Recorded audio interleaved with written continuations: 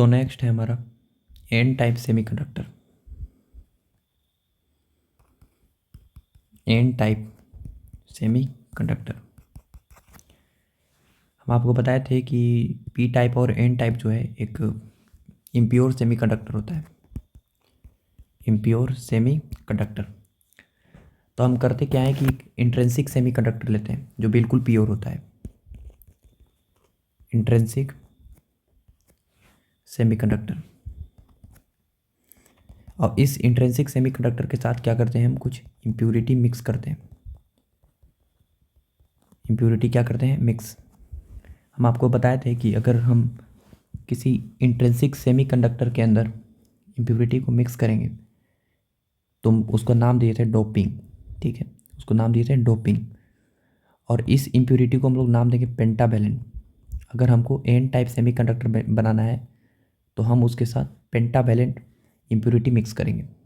ठीक है ना। पेंटावैलेंट का मतलब हो गया कि 15th ग्रुप के जो एलिमेंट्स होते हैं, जैसे 15 ग्रुप के जो एलिमेंट होते हैं क्या क्या होते हैं? फास्फोरस हो गए, ऑर्सेनिक हो गए, ये सब। This is arsenic. तो हम फास्फोरस और ऑर्सेनिक जो है हम यहाँ पे ऐड करेंगे। ये जो फास्फोरस होते हैं उसके इसके जितने भी इलेक्ट्रॉन, आउटर मोस्ट में इलेक्ट्रॉन 5 इलेक्ट्रॉन्स होते हैं आउटर मोस्ट शेल में। ठीक है, फास्फोरस का एटॉमिक नंबर जो होता है 15 होता है। इसका इलेक्ट्रॉनिक कॉन्फ़िगरेशन लिखे तो 2, 8 और 5। लास्ट में कितने इलेक्ट्रॉन है? 5। तो 5 इलेक्ट्रॉन्स होते हैं। तो हम करते क्या है कि इसको जो है हम किसी प्योर सेमीकंडक्टर के साथ, जैसे सिलिकॉन हो गया, जर्मेनियम हो गया, इसको हम लोग इंट्रिंसिक सेमीकंडक्टर बोल सकते हैं, प्योर सेमीकंडक्टर को। तो हम किसी प्योर सेमीकंडक्टर के साथ जो है हम पेंटावैलेंट इम्प्योरिटी जैसे फास्फोरस और ऑर्सेनिक जो है मिक्स करते हैं। और इसकी मिक्स करने से जो है इसकी जो कंडक्टिविटी होती है वो 1000 टाइम्स बढ़ जाती है। आपको हम यहाँ पे दिखाएंगे कि कैसे बढ़ जाती है। ठीक है ना, समझिएगा। यहाँ पे जैसे मान लेते हैं कि यहाँ पर लगभग जो है, लगभग मतलब नियरली 10⁴ सिलिकॉन एटम के अंदर हम 10⁴ सिलिकॉन एटम के अंदर लगभग एक फॉस्फोरस एटम ऐड करेंगे। ठीक है ना, एक फॉस्फोरस एटम ऐड करेंगे, एक फॉस्फोरस एटम ऐड करेंगे। ठीक है ना, याद रखिएगा। मतलब 10,000, मतलब 10,000 सिलिकॉन एटम के अंदर लगभग एक फॉस्फोरस एटम ऐड करेंगे। ठीक है, तो देखिए सबसे पहले हमको पता है कि ये जो सिलिकॉन होता है वो नियर बाई एटम के साथ कौन सा बॉन्ड बनाता है? आप लोग बोलिएगा, कोवैलेंट बॉन्ड। ठीक है, ऐसे ये कोवैलेंट बॉन्ड बना के रखता है।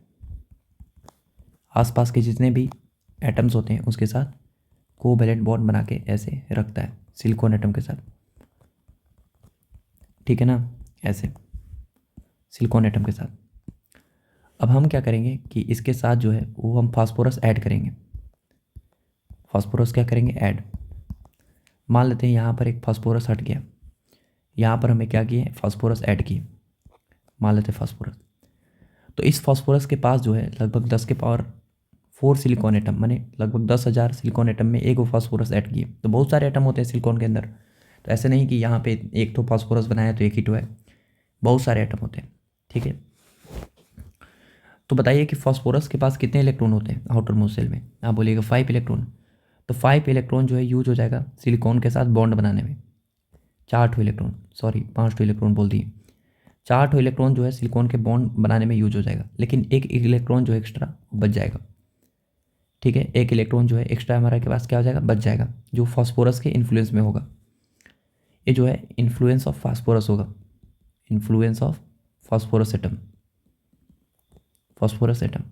और ये इन्फ्लुएंस जो है उसको तोड़ने के लिए जो है ज़्यादा एनर्जी नहीं चाहिए, लगभग 0.05 इलेक्ट्रॉन वोल्ट की एनर्जी अगर इसको मिल गया, जो इसको जनरली थर्मल एजिटेशन जो है उससे ही प्रोवाइड हो जाता है।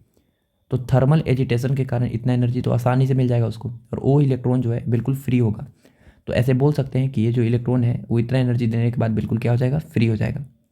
ठीक है ना, बिल्कुल क्या हो जाएगा? फ्री। फ्री क्या हो जाएगा? ये बिल्कुल इलेक्ट्रॉन फ्री हो जाएगा।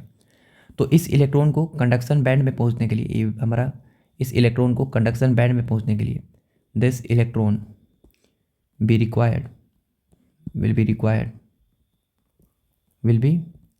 Required to reach in the conduction band by using energy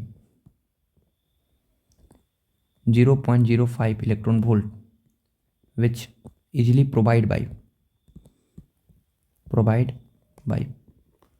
room temperature, या थर्मल एजिटेशन ऐसे लिख सकते हैं, थर्मल एजिटेशन। ठीक है, थर्मल एजिटेशन जो है इस तरह के टेम्परेचर जो है, इस टेम्परेचर पे इलेक्ट्रॉन जो है, थर्मल एजिटेशन इतना एनर्जी प्रोवाइड कर देता है कि इलेक्ट्रॉन जो है जंप करके कहाँ पहुँच जाएगा, ऑफकोर्स कंडक्शन बैंड में पहुँच जाएगा और बिल्कुल फ्री हो जाएगा। तो ऐसे तो यहाँ पर बहुत सारे इलेक्ट्रॉन की बाढ़ आ जाएगी, क्योंकि लगभग 10,000 सिलिकॉन एटम के अंदर एक फास्फोरस का एटम ऐड कर रहे हैं, मतलब एक इलेक्ट्रॉन ऐड कर रहे हैं। एक फास्फोरस का एटम का ऐड करना का मतलब एक इलेक्ट्रॉन का ऐड करना, क्योंकि 4 को इलेक्ट्रॉन जो है फास्फोरस का वो बॉन्ड बनाने में चला जाएगा सिलिकॉन के साथ, लेकिन एक इलेक्ट्रॉन तो फ्री ना रहेगा। आप उसको बिल्कुल फ्री बोल सकते हैं, क्योंकि थर्मल एजिटेशन के कारण इलेक्ट्रॉन फ्री ही हो जाएगा। ठीक है ना, फास्फोरस के इन्फ्लुएंस में नहीं होगा। तो हम ऐसे बोल सकते हैं कि अगर हम एक फास्फोरस, नंबर ऑफ जो फ्री इलेक्ट्रॉन्स होंगे, नंबर ऑफ फ्री इलेक्ट्रॉन्स, उसकी जो संख्या होगी is equal to number of phosphorus atom, number of phosphorus atom will get added। ठीक है ना, कितने जितने ज़्यादा फास्फोरस एटम ऐड करेंगे उतना ही ज़्यादा नंबर ऑफ इलेक्ट्रॉन्स क्रिएट होंगे। ठीक है ना, तो इसका मतलब है कि यहाँ पर जो इलेक्ट्रॉन की संख्या होगी वो होल से बहुत ही क्या होगा, ज़्यादा। ठीक है, इलेक्ट्रॉन की संख्या होल से बहुत क्या होगा, इसमें इलेक्ट्रॉन की संख्या बहुत ही ज़्यादा होगा, किससे, होल से, क्योंकि इसमें होल बहुत कम होंगे। अगर मान लेते हैं कि थर्मल एजिटेशन के कारण यहाँ पे होल एक क्रिएट भी हो गया, तो इतने सारे इलेक्ट्रॉन होंगे कि इलेक्ट्रॉन जो है जाकर इस होल को क्या करेगा, रिकम्बाइन कर देगा। तो इलेक्ट्रॉन की संख्या पे तो उतना खास फर्क नहीं पड़ेगा, क्योंकि इलेक्ट्रॉन की संख्या बहुत ज़्यादा है, लेकिन ये जो होल्स होते हैं वो कोवलेंट बॉन्ड के ब्रेक होने से बनते हैं। तो होल्स जो है वो तो भर जाएंगे ना, भर जाएंगे तो ऑफकोर्स होल की संख्या बहुत ही कम हो जाएगी और इलेक्ट्रॉन की संख्या बहुत ही क्या हो रहेगी, ज़्यादा। तो एन टाइम सेमीकंडक्टर के अंदर नंबर ऑफ इलेक्ट्रॉन जो है वो होल से क्या होते हैं, ज़्यादा होते हैं। तो ऐसे लिख सकते हैं कि electron density, charge density, number of electron पर unit volume is greater than number of holes, much बहुत बड़ा होता है पर यूनिट वॉल्यूम। ठीक है, पर यूनिट वॉल्यूम। तो होल की संख्या से जो है इलेक्ट्रॉन की संख्या बहुत ही ज़्यादा होता है। ठीक है, चलिए इसी चीज़ को हम एक ऐसे कंडक्शन बैंड के माध्यम से समझाते हैं, बढ़िया समझिएगा। जैसे मान लेते हैं कि ये बैलेंस बैंड है हमारा, ऐसे बैंड डायग्राम के माध्यम से समझा रहे हैं, और ये हमारा ऐसे क्या है, कंडक्शन बैंड है, सिलिकॉन के एटम है, और टेम्परेचर जो है 0 केल्विन से क्या है, ज़्यादा है। अब हमको पता है कि ये जो हमारा बैलेंस बैंड है हमारा, और ये हमारा क्या है, कंडक्शन बैंड है। तो बैलेंस बैंड और कंडक्शन बैंड के बीच में जो एनर्जी गैप होता है सिलिकॉन के लिए, वो लगभग 1.14 इलेक्ट्रॉन वोल्ट के पास होता है। अब क्या होगा समझिएगा कि ये जो इलेक्ट्रॉन्स होंगे वो यहाँ पर रहेंगे, ऐसे कहाँ पर, यहाँ पर एक एनर्जी लेवल क्रिएट हो जाएगा। ठीक है, यहाँ पर एक एनर्जी लेवल क्रिएट हो जाएगा। क्यों एनर्जी लेवल क्रिएट हो जाएगा, हम बता रहे हैं, ध्यान से देखिए। ये जो इलेक्ट्रॉन के एनर्जी लेवल के बीच में डिफरेंस होगा बहुत कम होगा, क्योंकि ये जो है फॉस्फोरस का एनर्जी लेवल है। This is phosphorus energy level, phosphorus energy level. Phosphorus energy level करने का मतलब है कि जो फॉस्फोरस के हम एटम ऐड कर रहे हैं उसके पास जो आउटर मोस्ट में है एक इलेक्ट्रॉन एक्स्ट्रा है। ठीक है ना, वो 4 इलेक्ट्रॉन जो है बॉन्ड बनाने में काम आ जा रहे हैं। तो ये जो इलेक्ट्रॉन है यहाँ पर, ये सब बहुत सारे क्या है, ऐसे इलेक्ट्रॉन हैं। ये इलेक्ट्रॉन जो है वो कहाँ जाएंगे, थोड़ा मोड़ा एनर्जी जो है गेन करेंगे, थोड़ा मोड़ा एनर्जी, कितना एनर्जी, इनके बीच में जो एनर्जी गैप होगा लगभग डेल्टा ई, और ये जो एनर्जी होगा 0.05 इलेक्ट्रॉन वोल्ट होगा। तो इतना एनर्जी गैप यूज करके जो है इलेक्ट्रॉन, ऐसे इतना एनर्जी जो है इलेक्ट्रॉन यूज करेगा, और इलेक्ट्रॉन कहाँ चला जाएगा, ऐसे कंडक्शन बैंड में चला जाएगा, ऐसे कंडक्शन बैंड में। तो कंडक्शन बैंड में चला जाएगा तो ऑफकोर्स वहाँ पे तो बहुत सारे क्या क्रिएट हो जाएंगे, बहुत सारे इलेक्ट्रॉन की क्रिएट हो जाएंगे, फ्री इलेक्ट्रॉन बहुत सारा बढ़ जाएगा। ठीक है, तो इलेक्ट्रॉन, फ्री इलेक्ट्रॉन की संख्या बहुत ही क्या होती है, ज़्यादा हो जाती है। ठीक है, और रिकॉम्बिनेशन के दौरान जो है कुछ होल्स जो है भर भी जाते हैं, तो होल्स की संख्या बहुत ही क्या होती है, कम होती है। ठीक है ना, और ये जो फास्फोरस जो है, फास्फोरस का एनर्जी लेवल वो इलेक्ट्रॉन को प्रोवाइड कर रहा है, इसलिए इस एनर्जी लेवल का नाम होगा donor energy level. Donor energy level, phosphorus जो है एक डोनर एनर्जी लेवल क्या कर देगा, क्रिएट कर देगा। ठीक है, चलिए समझ में आया ना, यहाँ पर आगे चलते हैं। तो यहाँ पर आपको हम दिखा दिए कि जो इलेक्ट्रॉन होते हैं उसकी संख्या बहुत ही क्या होती है, इलेक्ट्रॉन की डेंसिटी बहुत ही ज़्यादा होती है, और होल की डेंसिटी बहुत ही क्या होती है, कम होती है। होल की डेंसिटी बहुत ही क्या होती है, कम, इलेक्ट्रॉन की डेंसिटी बहुत ही क्या होती है, ज़्यादा। तो जब हम डोपिंग करते हैं तो इलेक्ट्रॉन जो है वो ज़्यादा मैंने घूमेंगे उस लैटिस के अंदर, और होल्स जो है कम होंगे। तो इलेक्ट्रॉन जो है वो होल्स को जाकर रिकम्बाइन कर देंगे, तो होल की संख्या तो ऐसे ओवरऑल घट ही ना जाएगी, तो होल की संख्या बहुत घट जाती है, जिसकी वजह से इलेक्ट्रॉन बहुत ही ज़्यादा होता है। तो यहाँ पे इस चीज़ को लिख देते हैं कि मोर व्हेन डोपिंग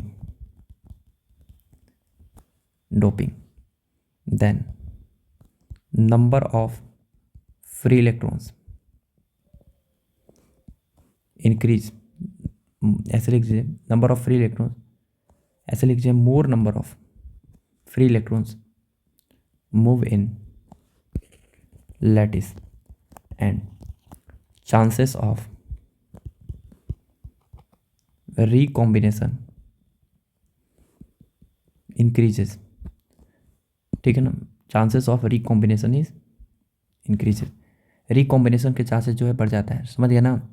और हम बोल सकते हैं कि रिकॉम्बिनेशन के चांसेस बढ़ जाता है and number of holes decreased, और होल की संख्या क्या हो जाती है, घट जाती है, क्योंकि जितने ज़्यादा इलेक्ट्रॉन होल को जाके भरेंगे, इलेक्ट्रॉन की संख्या तो कम नहीं होने वाला है, क्योंकि हम डोपिंग किए हैं तो इलेक्ट्रॉन बहुत ज़्यादा ऐड हुआ है। ठीक है ना, तो इलेक्ट्रॉन की संख्या बहुत ही ज़्यादा होगी, होल की संख्या बहुत ही क्या हो जाएगी, कम होगी। यहाँ पर एक टर्म पढ़ते हैं मास एक्शन लॉ, तो NE into NH equal to होता है हमारा NI²। This is called mass action law, mass action law. इसको हम लोग बोलते हैं intrinsic charge density, intrinsic charge density. ठीक है, intrinsic charge density, intrinsic charge density. ठीक है ना, इसको हम लोग नाम देते हैं मास एक्शन लॉ। जैसे इस लॉ के अनुसार जो है हम एक आपको एग्जांपल से समझाते हैं कि एग्जांपल, आपको एग्जांपल से समझ में आ जाएगा। जैसे मान लेते हैं कि सिलिकॉन है, प्योर सिलिकॉन है, इंट्रिंसिक सेमीकंडक्टर है, और आपको पता है कि इंट्रिंसिक सेमीकंडक्टर के अंदर नंबर ऑफ इलेक्ट्रॉन और नंबर ऑफ होल्स क्या होते हैं, बराबर होते हैं, और वो number of intrinsic charge concentration के बराबर होते हैं। तो इसका वैल्यू लगभग दिया हुआ है 10⁶ पर मीटर क्यूब, यानी number of electron number of holes equal है, और लगभग 1 मीटर क्यूब के अंदर मतलब 10,000 जो है 10 लाख जो है हमारे पास क्या है, इलेक्ट्रॉन्स और होल्स हैं। अब हम क्या किए कि इसके अंदर जो है एक फास्फोरस की इम्प्यूरिटी जो है हम क्या किए, ऐड किए, फास्फोरस इम्प्यूरिटी क्या किए, ऐड। जैसे ही फास्फोरस इम्प्यूरिटी ऐड करेंगे तो हमको पता है कि नंबर ऑफ इलेक्ट्रॉन की संख्या बढ़ गई, और इलेक्ट्रॉन की संख्या बढ़ के जो है 10⁹ हो गई पर मीटर क्यूब। ठीक है, तो बताना है कि नंबर ऑफ होल्स कितने होंगे। ठीक है, होल्स की संख्या कितनी होगी ये बताना है, तो बता देंगे, इस मास एक्शन लॉ को यूज करेंगे। तो हमको पता है कि NE इंटू NH बराबर NI का क्या होता है, स्क्वायर। NE कितना है, ऑफकोर्स NE नहीं पता, तो NE जो है हमको पता है 10⁹ इंटू NH नहीं पता। नया होल की संख्या कितनी होगी, NI कितना है 10⁶, वो तो चेंज नहीं होगा, तो 10⁶ का स्क्वायर, देखिए NI का वैल्यू है, तो हो जाएगा 10⁹ into NH number of holes per unit volume equal to 10⁻12। ये 3 बार में कट करते हैं तो नंबर ऑफ होल्स आ गए पर यूनिट वॉल्यूम 10⁻3। तो आपको दिख रहा होगा कि पहले जो होल की संख्या थी वो लगभग कितनी थी, 10⁶। 10 कितना था, 6, मतलब लगभग 10 लाख के आसपास था, लगभग 10 लाख के आसपास था नंबर ऑफ होल्स की संख्या। 10⁻6 मैंने 10 लाख, अब जो है लगभग 10⁻3 टाइम्स क्या किया, डिक्रीज कर गया, डिक्रीज कर गया।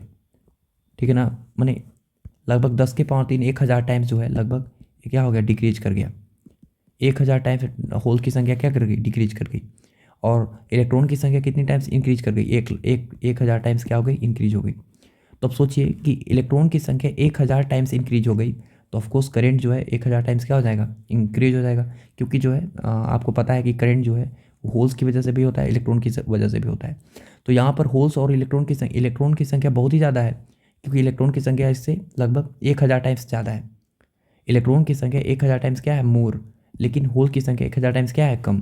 तो हमको तो बोले ही थे कि इलेक्ट्रॉन की संख्या बहुत ही ज़्यादा होगा किससे, होल से। ठीक है, तो याद रखिएगा कि n टाइम से भी कंडक्टर के अंदर जो है होल की संख्या जो होती है वो होल की संख्या बहुत कम होती है किससे, इलेक्ट्रॉन की संख्या से। तो मेनली जो करंट होता है वो किसकी वजह से होता है, इलेक्ट्रॉन की वजह से होता है। ठीक है, मोस्टली करंट किसकी वजह से होता है, इलेक्ट्रॉन की वजह से। चलिए आगे चलते हैं।